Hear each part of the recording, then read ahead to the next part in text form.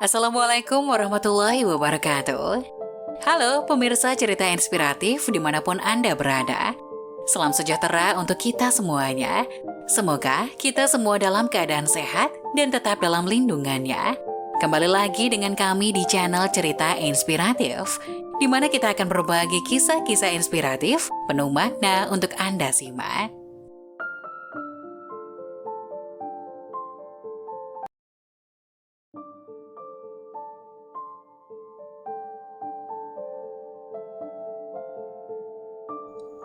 Wanita menikah dengan dua pria dan tinggal dalam satu rumah. Kisah dibaliknya menggerakkan seluruh hati netizen.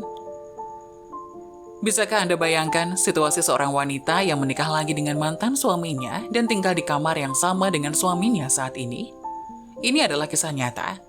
Pasangan muda itu menikah dengan bahagia, tapi kurang dari 5 tahun kemudian sang suami mengalami musibah dan setengah tubuhnya lumpuh. Wanita itu bernama Wulan. Dia menikah dengan Surya dari desa yang sama pada tahun 1988. Pada tahun 1993 ketika suaminya bekerja di sebuah lokasi konstruksi, dia jatuh dari lantai 5 dan menjadi lumpuh di bagian bawah tubuhnya. Kemudian dia benar-benar kehilangan kemampuan untuk bekerja. Tepat setelah kecelakaan suaminya, ada desas-desus di tetangga bahwa keluarga Surya sangat takut dia meninggalkan suaminya. Ini bukan pernikahan yang dapat dipertahankan dengan kemampuan yang kuat dan cinta indah dulu. Ini adalah malapetaka dan penderitaan. Tapi faktanya, Wulan telah merawat suaminya yang lumpuh selama 10 tahun. Dia tidak pernah menyerah dan menggunakan seluruh cintanya untuk menghangatkan keluarga istimewa ini. Ia membawa teh dan air, mandi dan berganti pakaian, merawatnya, memasak dan mencuci. Wulan berinisiatif menanggung semua beban keluarga di dalam dan di luar. Tidak peduli seberapa besar dan kecil, semua terorganisir dengan baik di bawah upayanya. Meskipun hari-harinya sedikit pahit, Wulan tidak pernah mengeluh atau menyesal. Para tetangga berangsur-angsur berubah dari kecurigaan menjadi kekaguman terhadap wanita pekerja keras ini yang merupakan jenis kekaguman dari lubuk hati mereka. Sulit bagi kita untuk membayangkan berapa banyak kesulitan yang ditanggungnya. Berapa banyak ketidakberdayaan, berapa kali keputusasaan, berapa kali Wulan yang baik hati telah bertahan dalam 10 tahun terakhir. Ada satu orang yang melihat semua ini di matanya dan mengingatnya di dalam hatinya, dia adalah suaminya, Surya. Selama bertahun-tahun perawatan istri yang cermat untuknya membuat pria ini merasa bersalah. Dia tidak ingin menyeret istrinya ke bawah, apalagi menunda waktu istrinya setelah memikirkannya. Dia memutuskan untuk menceraikan Wulan. Dia bahkan diam-diam meminta seseorang untuk mencari pria yang tepat untuk Wulan. Nama pria itu adalah Faisal, yang bekerja di sebuah perusahaan sepanjang tahun. Mereka juga sudah mengenal pria yang dapat diandalkan ini. Wulan dengan tegas tidak setuju dengan perceraian setelah mengetahuinya. Dia merasa bahwa suaminya menderita kecelakaan itu demi keluarga, dan dia tidak akan meninggalkan suaminya. Meskipun suaminya berusaha keras bahkan memaksa untuk bercerai, Wulan akhirnya menyetujui permintaan cerai Surya dengan berlinang air mata. Namun hanya ada satu syarat, yaitu menikah lagi dengan Surya yang lumpuh di ranjang. Seperti yang disebutkan sebelumnya, Faisal juga seorang pria yang setia dan jujur. Dia merasa bahwa seorang wanita seperti Wulan yang penuh kasih sayang dan benar harus disayangi ketika dia bertemu dengannya. Ada dua hal di dunia yang tidak bisa dilihat secara langsung. Satu adalah matahari dan lainnya adalah hati manusia. Dengan cara ini, Wulan menikah dengan Faisal sekaligus dengan Surya. Ini mengejutkan orang-orang di sekitarnya. Dan bahkan, orang-orang di sekitarnya sering mengecamnya. Tapi Faisal tidak berpikir demikian. Setelah menikah, Faisal menepati janjinya, memperlakukan mantan suami istrinya sebagai sebuah keluarga, dan berinisiatif untuk menyebut Surya sebagai abang. Setahun kemudian lahir putri Faisal dan juga Wulan. Ketika suami istri sibuk, mereka memberikan putri mereka yang masih kecil kepada Surya untuk diurus. Pada saat yang sama, Wulan juga aktif mengemban kewajiban sebagai istri Faisal. Selain merawat orang tua dengan baik, dia juga membantu suaminya dengan semua pekerjaan rumah.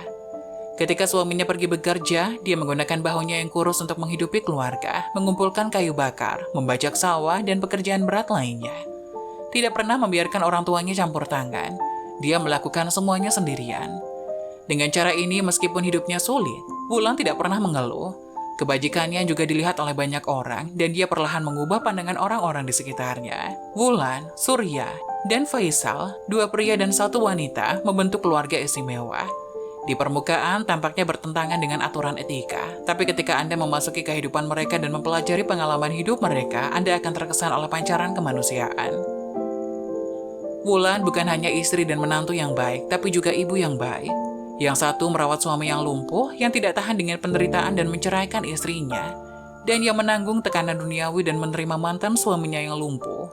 Ketiganya adalah orang-orang yang baik hati dan bidadari di bumi. Semoga cinta sejati bertahan selamanya dan cinta yang agung tidak mengenal batas. Setelah kejadian itu diekspos oleh media, dibuat menjadi film pendek The Porter's Mary. Wulan juga memenangkan gelar menantu perempuan tercantik di Tiongkok. Entah sikap seperti apa pendapat teman-teman wanita setelah melihat cerita seperti itu ketika tingkat perceraian masih tinggi hari ini.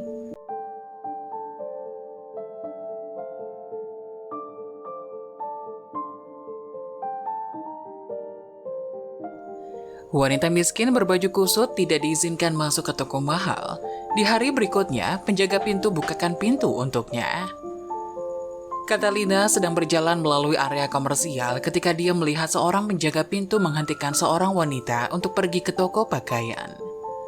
Dia bertanya pada wanita itu apa yang terjadi dan menemukan kebenaran yang mengerikan yang membuat Catalina menyusun rencana.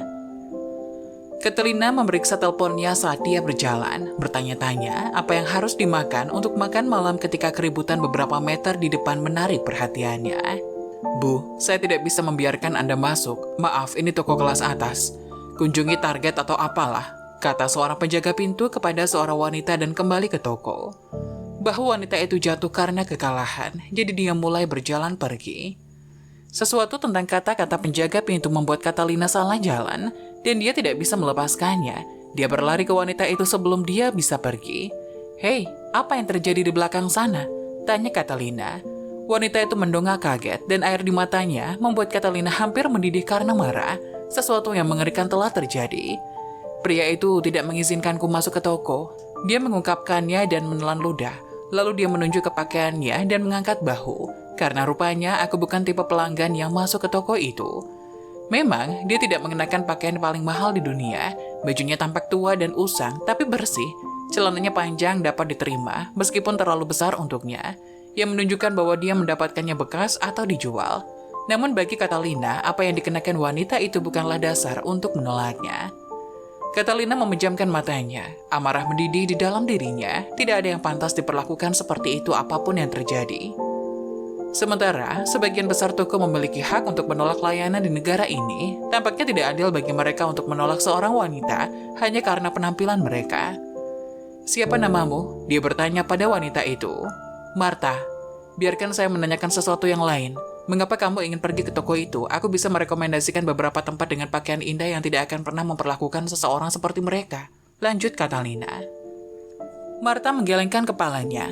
"Putri saya telah berjalan di jalan ini selama bertahun-tahun dan bermimpi memiliki gaun dari toko itu. Saya sudah menabung sejak lama dan akhirnya saya punya cukup waktu untuk pesta promnya. Saya perlu membelikannya gaun di sana. Saya tidak peduli apa yang dipikirkan penjaga pintu atau karyawan lain tentang saya. Ini semua tentang putri saya. Dia pantas mendapatkannya. Saya kehilangan suami saya belum lama ini dan dia adalah gadis ayah seperti itu," jelasnya. Matanya penuh dengan air mata lagi. Kata-kata Martha membawa Catalina ke masa kecilnya. Situasinya tidak sama karena orang tuanya selalu menghasilkan uang yang relatif baik, tapi mereka selalu sibuk dan sering absen dari hidupnya. Ketika kakeknya meninggal, dia tidak bisa dihibur. Dia adalah sahabatnya dan orang yang mendorongnya untuk memperjuangkan apa yang benar. Itulah sebabnya dia menjadi pengacara hak-hak sipil dan pindah ke Washington DC. Pengacara dalam dirinya juga yang menariknya ke konfrontasi antara wanita cantik pekerja keras ini dan penjaga pintu yang kejam. Catalina mengangguk dan menyampaikan kesedihannya kepada Martha dengan tepukan di bahunya. Tiba-tiba, sebuah ide muncul di kepalanya. "Kamu tahu, kamu ikut denganku," desaknya, meraih lengan Martha dan menyeretnya pergi. Keesokan harinya, Catalina mengantar Martha ke toko. Dia parkir tepat di depan dan mereka berdua turun dari mobil. Martha berjalan ke pintu, dan penjaga pintu yang sama tersenyum padanya, membuka pintu dengan tergesa-gesa untuk mengantarnya ke toko. Catalina menyeringai nakal pada pertukaran karena teman barunya tidak terlihat seperti kemarin. Martha mengenakan setelan segar yang dipinjamkan Catalina padanya. Rambut dan rias wajahnya dilakukan secara profesional. Dan jelas bahwa penjaga pintu tidak mengenali wanita yang dia perlakukan dengan buruk di hari sebelumnya. Catalina tersenyum pada penjaga pintu saat dia masuk ke toko, dan dia memperhatikan saat Martha memilih gaun demi gaun, mencoba memutuskan mana yang paling disukai putrinya. Dia memberikan beberapa saran, tetapi pada akhirnya Martha membuat keputusan akhir dan membayar penuh gaun itu. Sekali lagi, penjaga pintu tersenyum cerah ketika dia membuka pintu bagi mereka untuk berjalan keluar. Dan bukannya mengabaikannya, Catalina berhenti. "Martha, tolong tunggu sebentar," katanya kepada teman barunya. Martha membawa sebuah kotak besar berisi gaun yang baru saja dibelinya. Mereka saling tersenyum dengan sadar dan berbalik ke penjaga pintu. "Apakah kamu ingat dia?" Maaf Bu, tidak," jawabnya. Kebingungan terlihat jelas di wajahnya. "Kamu melarangnya datang ke tokomu kemarin. Dia punya uang untuk membeli sesuatu, tapi kamu menolaknya begitu saja. Sekarang kamu hanya tersenyum pada kami, seolah-olah kamu tidak melakukan kesalahan," kata Catalina berusaha untuk tidak terdengar menuduh. Maafkan aku tidak." Dia tidak menginginkan permintaan maaf, sela Catalina. Tapi Martha memutuskan untuk turun tangan. "Saya tidak meminta Anda untuk minta maaf. Saya hanya ingin Anda berbuat lebih baik agar toko ini menjadi lebih baik.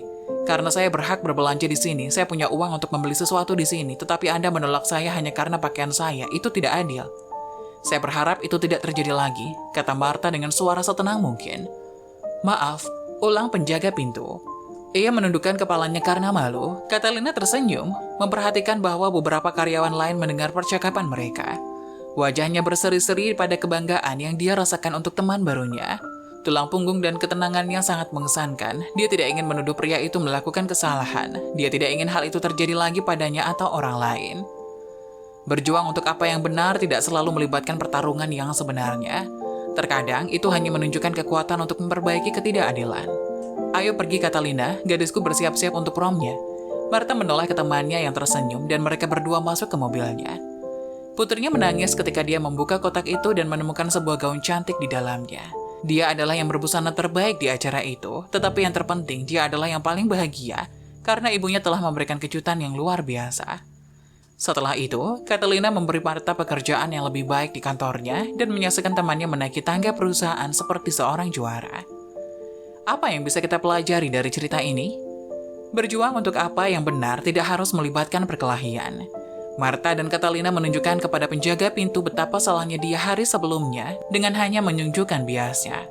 Sebaiknya jangan menghakimi orang apapun situasinya. Penjaga pintu mengusir Martha karena penampilannya, pakaiannya yang lusuh.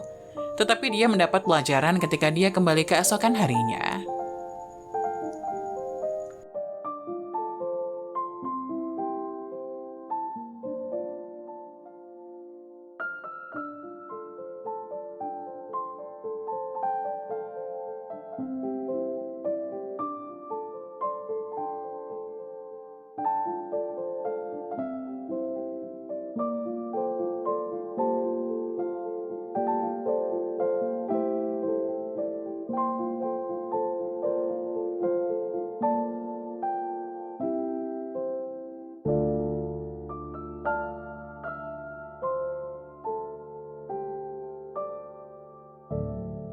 Nah, bagaimana menurut kalian? Jangan lupa tulis pendapat kalian di kolom komentar ya. Wassalamualaikum warahmatullahi wabarakatuh.